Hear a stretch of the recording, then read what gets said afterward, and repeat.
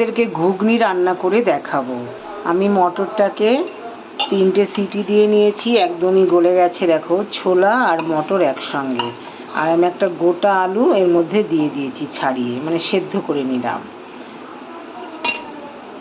আর এদিকে পেঁয়াজ, লঙ্কা, আদা, টমেটো সব কেটে রেখেছি, আর রসুনও। এইগুলো উপকরণ। আর ময়দাটাও রেডি করে রেখেছি, আজকে লুচি ভাজবো। তেলটা গরম হয়ে গেছে, আমি তেজপাতা দিলাম, জিরে। আর দেখো কিছুই বাটবো না, এই আদাটা শুধু গ্রেট করব, আর এই রসুনগুলো একটু থেতো করে দেব। তেজপাতা আর জিরেটা ফোড়ন দিয়েছি, এবারে পেঁয়াজগুলো দিয়ে দেব।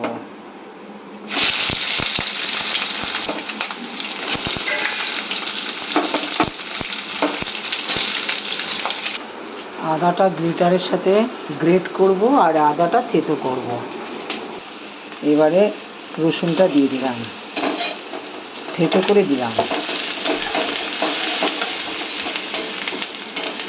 একটু না ভাজা ভাজা করলে রসুনের গন্ধ বেরোবে, তাই তেলের মধ্যে একটু ভেজে নিচ্ছি।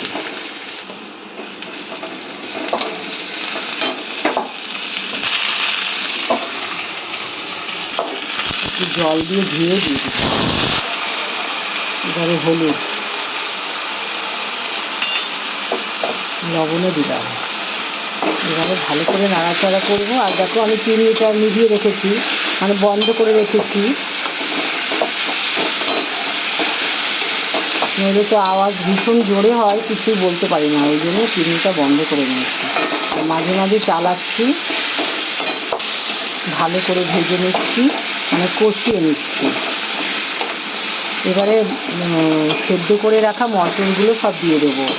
কাবলি ছোলা আর মটর ভিজিয়ে রেখেছি, আর সিটি দিয়েছি, তার মধ্যে একটা আলু দিয়ে দিয়েছি, আলুটা এর সঙ্গে দিয়ে দেবো। সেই আলুটা জানো তো এইভাবে আমি কেটে দেবো, আর গলে যাবে। আমাকে এটাকে ছোটো ছোটো করে আর কাটতে হলো না। এবারে ওই মশলার মধ্যে ঢেলে দেবো। এরকম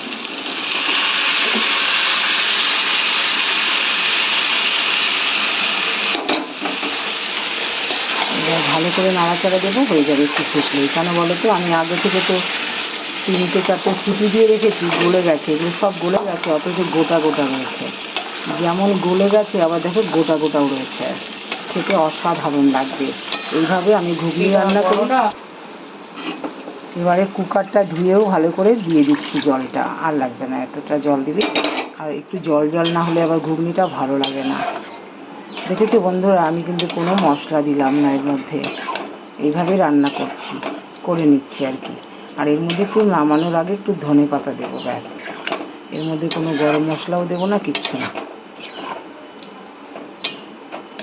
ফুটুক, দেখবা কত সুন্দর হবে, টমেটো গলে যাবে।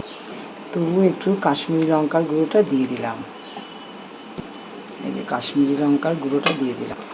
নইলে তোমরা আবার ভাবতে পারো শিপ্রা দিদি কী রান্না করে, তাই একটু কালার হওয়ার জন্য দিলাম। আমাদের ঘরে একটু মশলা না দিলেই ভালো হয়, কিন্তু দিলাম তবু রঙটা হওয়ার জন্য। আর ফুটলেই কালারটা কত সুন্দর লাগবে, দেখো কত সাধারণভাবে আমি রান্নাটা করে নিলাম।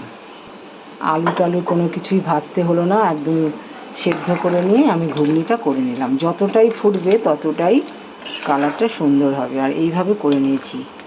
আর এখানে একটু জল জল করে খেতেই ভালো লাগে। আর অনেকটাই করে নিয়েছি দেখছো, কেননা আমিও খুব পছন্দ করি, ওই জন্য।